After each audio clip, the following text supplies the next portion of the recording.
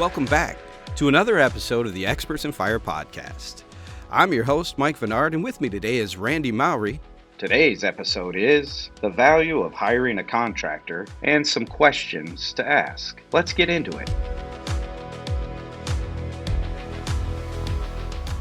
Hey Randy, how you doing, brother? Oh, I'm doing fantastic, Mike. How are you doing today? It's beautiful outside. I agree, man. I am fantastic as well. The summertime is upon us, and it is beautiful outside. But you know what I love more than anything else is it's light out until 9:30. Yes, beautiful thing. My favorite time, man. It is a beautiful thing. But by the time work gets done, you can actually say, hey, I've got another 4 hours Right. to get some things done around here. Now that's sad that we think of it that way, huh? I got to do Chores, honey-do list, mow the lawn. right? Then you get started, it's like, dang, I wish it was dark out already. Yeah. No, actually at this point you get started and you go, dang, I wish there weren't so many bugs this time of year, because I really like this time of year, but the bugs make it miserable, don't they? It does. Our Michigan humidity. Yep. But it's a lot worse down south, so I will not complain about it. Agreed. Nope, I'm with you. And you know what? We say it almost every episode. This is not a Michigan commercial, but I do love our state. And if you are from out of state and you're listening, don't hesitate to take the opportunity. One of my team members was up in the Upper Peninsula with his son for their 8th grade trip. Wow. They went up to the Upper Peninsula and learned all the history of how the UP became a part of Michigan, and got to see the sites. You were planning a trip to run up there too, weren't you, Randy? Yeah, end of the summer. It's like around September is what we're looking to do, is get up there. So it should be nice, catch some of the fall viewings that are up there. I don't know how it'll be, but we've never been up there in the fall season, so looking forward to it. Oh, it's so up into the Keweenaw Peninsula of the Upper Peninsula was voted the #1 fall colors in the country. Nice. Most people haven't even heard of the Keweenaw Peninsula, so just a little shout out to our UP and our friends up there. Yeah, it's a great time of year here in Michigan. So, Randy, we're going to talk today because a lot of the stuff that we talk about is product based. And so today we're going to talk just to our customers and those who are out shopping, looking online. And we're going to talk to them about the value of hiring a contractor, because I think it's one of the things that we get all the time. Can I do this myself? Well, I was thinking about just doing this, and it's one of the things that we stop and go, no, you can't do this. And I got to admit, Randy, even you and I as Master Hearth professionals, there are certain things that we even stop and look at and go, no. I'm a Master Hearth professional. That means I'm skilled to a certain skill set. And there is a pro out there to handle this gas line. There is a pro out there to handle this electrical. Exactly. So, we're gonna talk today about the value of hiring that contractor, and then some questions, our clients could ask a potential contractor as they walk through this process. Yeah, I think it's a great idea, Mike. We always talk about, on these podcasts, that the best thing for some folks to do if they're perusing our site and looking at products is to give us a call so we can kind of shed some light on their project, maybe even like before, like they even start looking for a contractor and getting on the very front end of their project, Mike. Yeah, that was one of the things that I wanted to encourage our listeners as well, is if you have a product in mind and you're on the site and you're checking things out, give us a call. Because we can help with what to ask and how to ask. Now, I'll be careful here to make sure that folks know and understand we do not suggest any particular contractor or send people to particular contractors. And I know you get a lot of calls like that, Randy. How do you have that conversation? Correct. No, and it does come up quite a bit. We don't have relationships around the country for installers. So we don't have those types of relationships to be able to offer to our clients. When I mentioned calling us on the front end of a job, outdoor stuff is fairly easy for like, because you can get, if it's a fire pit, for example, it might just be something like a landscape contractor. Okay. But, talking with somebody on the front end of a job where it gets more complex, where they're going to actually hire a general contractor to do some work, is maybe they're thinking of, they have a fireplace, for example, and they want to build a new fireplace. Okay. Well, after having a conversation with them and maybe explaining to them that they have to, they're going to have to like tear down the wall and reframe the wall, re-sheetrock, re-stone, re-granite, re-marble, that conversation with them may save them and us a lot of time, because they may just say, well, I didn't know that I was going to have to get into all that, so I may just put this on the back burner for a few years or something like that. And that's kind of what I mean by that, and getting into those kind of questions and helping them get answered. But as far as when they start to search for a contractor, yeah, we do have some questions that I would probably recommend that you and I run through, and just, some generic stuff that they're going to want to ask when they are searching for a contractor. Yeah, and a lot of times it's going to be based on the product that they're looking for. I had a buddy call me. Actually, I was hanging out with him down in Florida not too long ago, and he looked at me and he said, "Hey, I want a vent-free fireplace in my bathroom because I'm doing a bathroom remodel." And I stood up and I brought my hand back like I was going to slap him. I said, "You don't put a vent-free fireplace in a bathroom, right?" He and I go a long ways back, and he's a Texan, so he laughed at me. Right. But that's the thing. They get an idea, they see pictures on Pinterest and different places, which are such creative places to go to get great ideas. I do it all the time. I'll just Google something and go to the images and see, what's out there. But give us a call. You can tell us, "Hey, I'm looking at this product. I want to do this." And we'll work through that with them. And a lot of times it's based on the product. What can happen in that discussion, or what we call discovery process, is you discover, oh, what you saw can't be done, but you can do this. And that's where the creative juices really start to flow. I know for me, I can look at a blank wall and be lost. But once I hone in on, well, I can't do this. You know what? I just did it in our living space in our house. I stared at the wall for the last 2.5 years going, I want a fireplace. I don't want to do vent free because it'll smoke us out. We live in a tri-level, it'll just be too hot, right? I could do a direct vent, but then it's going to pop up through the roof. Do I want to put a hole in the roof? I can't go out the back wall because it's the garage, right? I'm just working through all of those things. Right. And I finally landed on a new electric fireplace insert. I mean, there's all kinds of cool options of things out there.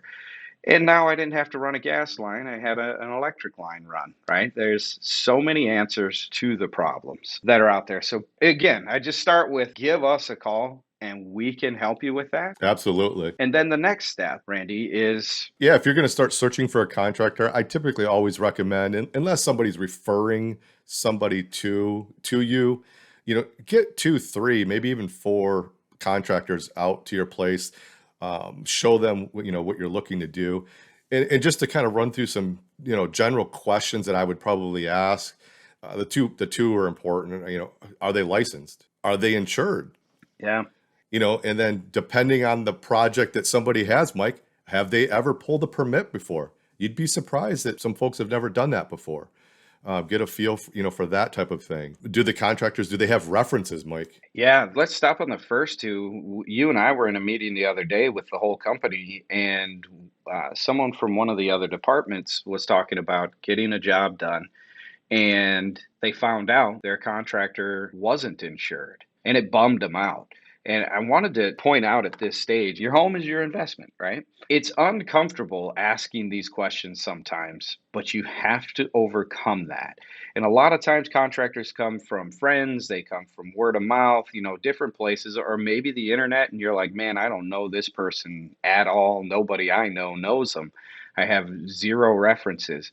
You have to ask the tough questions because you're protecting your investment. I always try to make it so intense that it's like you wouldn't drop your kid off at a stranger's house. Exactly. That's yeah. You know, I remember when my kids were young, they look at me, hey, can we go over there and stay the night? I'm like, I don't even know their father's name. Nope. Right. But I would go out of my way to learn the family and talk to them and get to know them because my kids were my prized possession. Well, same thing here. Are you licensed? They should have a license number. They should be able to give you a license number that you can look up. Are they insured? Some contractors have blanket insurance and some have to get each job insured or choose to get each job insured, depending on what they want to do. They'll be able to or should be able to talk very clearly to you about how they do what they do. And then you should be able to check that off the list or circle it and go, I need to check on that again. If I choose him, he's going to get insurance or her. Oh, absolutely. Yeah, because like you said, project-based insurance is something that if they have a license, they're going to be able to get through their insurance provider. Exactly. You have fire-related questions, and we have answers. You can email us your questions at podcast@woodlanddirect.com or give us a call at 586-221-3638. We would love to be able to answer them right here on the Experts in Fire podcast.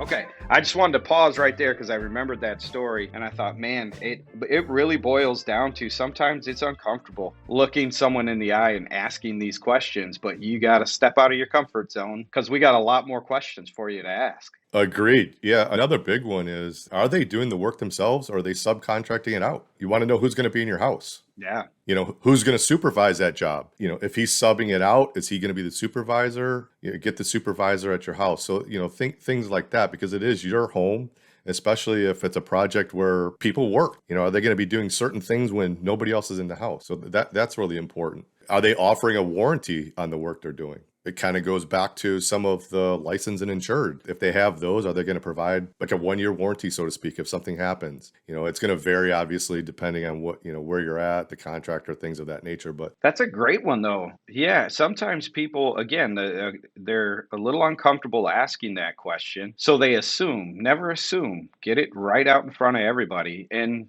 there are some contractors who will just lay it out there for you and say, hey, I warranty my work for 12 months from the time I finish. If there's any issues, you give me a call and I'll come back. If you don't hear that, then ask the question. Yeah, because if you buy a product from us, Mike, for example, you know, fireplace, the manufacturer is going to have their own warranty for the fireplace itself, you know, for any kind of parts or anything of that nature. But it's always good to find out if that general contractor or whomever's in your house doing the work has an actual warranty as well. Absolutely. Yep, that's a good point. And then depending on the scale of somebody's project, are there payment terms? These all kind of lead up to those other questions because if, you know, they're licensed, insured, things of that nature. Now you're getting into something that's, you know, a reputable type of contractor. So did they offer payment terms, you know, whether it be 20% down to get the job going, 50%, you know, you want to talk about those things with the contractor. Yeah, there are a lot of creative options out there because I know a lot of people are worried that I'm going to hand them my money and I'm never going to see them again. Yeah, there's too many horror stories like that. Yep. Where people pay them almost in full and then they skip town and never come back. And these are rarities, obviously, across the country, but they do happen. I know we're talking to the extreme, but that's why it's important to ask these questions. Yep. The other thing is this a job that they're going to be working full time on? Are they dedicating full time? Are they going to be coming in and working 8 hours a day on your project? Or is this a filler job, you know, so that you get a sense of how long it's going to take to get this project done? No, I think that one is a great question to even tie back to the last one, right? I want to know if I'm giving you money, what is going to happen here and how fast is it going to be done? And because that is something you need to set up front. And that's a great point, Randy. Are you going to be working 8 hours a day, or is a guy going to be sliding in and working for a couple hours and sliding out, and then the next day I'm going to see somebody else? And it might need to work that way, you know, for our contractors out there who are listening. If they're subbing out different portions of the job in terms of you've got sheetrock work, you got a mud guy, you've got electrical work that even has to happen before the sheetrock work happens, you're lining a bunch of things up. it's still fair to ask the question, what can I expect? And is work going to be done in a timely manner? Or is it going to be whenever the electrician's free from that job, he's going to swing in and do this because this is just a little job? It's fair for a contractor to tell you, but at least you know up front. Correct. Yeah, because you want to make sure that they're familiar with the project that you're asking them to do, and they should be able to provide you those questions because you're on track with that, Mike. It may be done in tiers and in different steps, as they get in and pull stuff out. It could be a permitting thing. They've got to wait for the inspector to come in and inspect certain things. So yeah, there's some variables there, obviously, but it's definitely a question you want to ask and talk with the contractor about when you're entertaining and getting quotes, for sure. Yeah, that's a good one. Did you have any other questions, Randy? No, I don't have any other ones. Those are just some basic questions that I was thinking of. There's probably some more out there. I'm sure that there's some that we miss. I don't pretend to know everything. I feel it gives folks a good guideline to start with when they are shopping for a contractor. I agree. I feel like there are more. And you know what? I feel like we have a lot of contractors who listen to the podcast. If there are some things that you could even suggest to our listeners out there who are homeowners, who are looking to vet contractors, shoot them over to us. We have a lot of different ways you can get a hold of us, and you'll hear it run through at different points in the podcast. But shoot it over and say, hey, here are some good questions for people to ask. Here are some good things for folks to know. And I've discovered, Randy, the good ones are usually booked up. Yeah, you definitely want to try to get this done and get your quotes and things of that nature, get your projects in the books for the contractor as early as possible. Going through all of these questions, when you find that contractor, then if they've answered and hit all these checkpoints on this list that you have, there's the value right there. That's the value of getting a contractor because they've met all of your questions. You know that the work's going to get done. It's going to get done in a timely manner. It's going to be, fair pricing that you guys negotiate on. There's the value. Now you have that contractor that's going to be able to do the work, get the job done for you, making sure that it's done and installed correctly and safely for your family. And so that's kind of where the value is when we talk about value of a contractor. It's right there. I absolutely agree. And I would encourage our listeners, don't be dismayed if their timeline is, I can't do this for a couple months. Because a lot of times what happens is we want to get the job done before the 4th of July or, before some event. If you are making changes that need a contractor to come in and work on your home, it's better for you to be patient at the start and get it done right and enjoy it for a lifetime than to be impatient and just try and find anybody to get it done for you and be frustrated for a lifetime. I've learned that one. Speaking from experience there, right? Absolutely. So, all right. Like we said, if you have any questions, comments that you would like to make and we actually talk about here on the podcast, we'd love to hear from you. Please send them over to us. If you just want to give us some suggestions on something we could change or something we were wrong about, like Randy said, I don't pretend to know everything. He doesn't pretend to know everything. We'd love to hear from you. And then any suggestions you might have about future podcasts that you'd like to hear about, that we could help direct or guide all of our listeners to out there, we would love to hear from you so we can get that out there and get some valuable information in front of all of you. And we thank you all for listening. Randy, thank you, brother, for being here. I appreciate you, man. I really do. Thank you. This is awesome. You guys, everyone out there, have a great day.